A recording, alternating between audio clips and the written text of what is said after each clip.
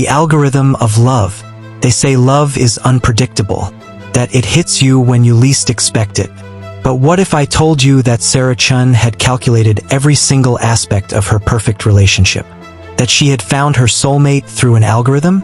And that 6 months into her marriage, she discovered the app had made a mistake.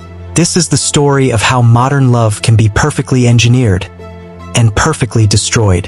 How technology promised to eliminate heartbreak, but instead created a new kind of pain that no generation before us could have imagined.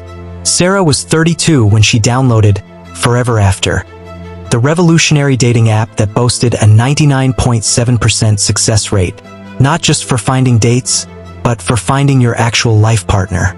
The app asked questions that made traditional dating sites look like children's games. It wanted to know about your childhood trauma, your attachment style, your financial goals, your sexual preferences, how you handled conflict, how you wanted to raise children, and even how you wanted to die.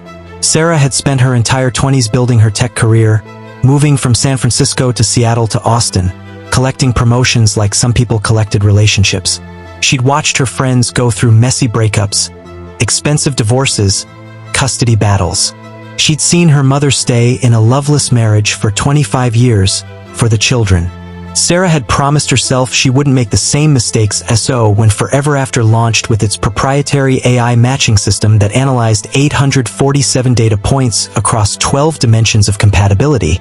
Sarah was their perfect customer. She spent 3 hours filling out their questionnaire, uploaded her entire social media history, gave them access to her Spotify playlists, her Netflix viewing history, even her Google search records. The app's founder, Dr. Elena Vasquez, had become a billionaire by promising what every human being secretly wants: certainty in love. She claimed her algorithm could predict with near-perfect accuracy which couples would last forever, and which ones were doomed to fail. The app had already facilitated over 10,000 marriages in its first year, with a divorce rate of less than 1%. Sarah's match came through exactly 47 hours after she completed her profile. His name was Marcus Williams, 34, a sustainable architect from Portland. Their compatibility score was 98.3%, the highest the app had ever recorded. According to Forever After's algorithm, they were so perfectly matched that they had a 99.97% chance of staying together for life. Marcus was everything the algorithm promised. They both preferred their coffee black with exactly 2 ice cubes. They both had childhood dogs named Max.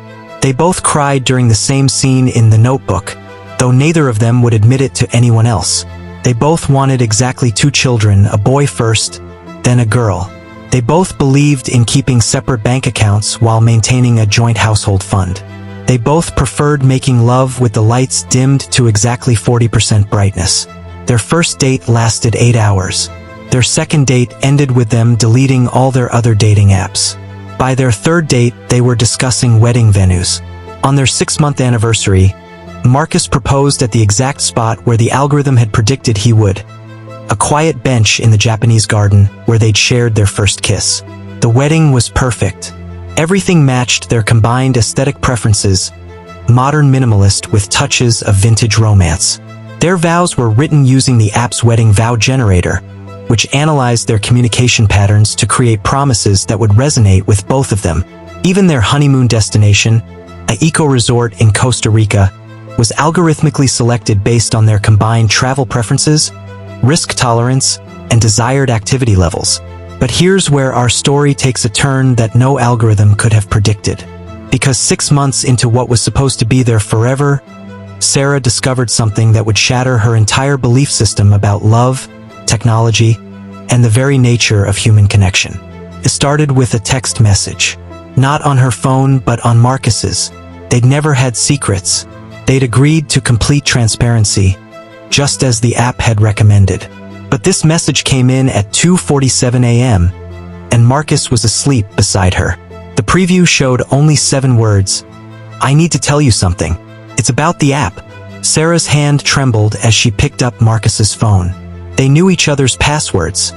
Another recommendation from Forever After that promoted complete transparency.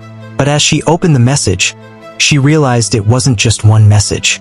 It was a thread of 47 messages, all from the same number, all unread, all from the past 3 weeks.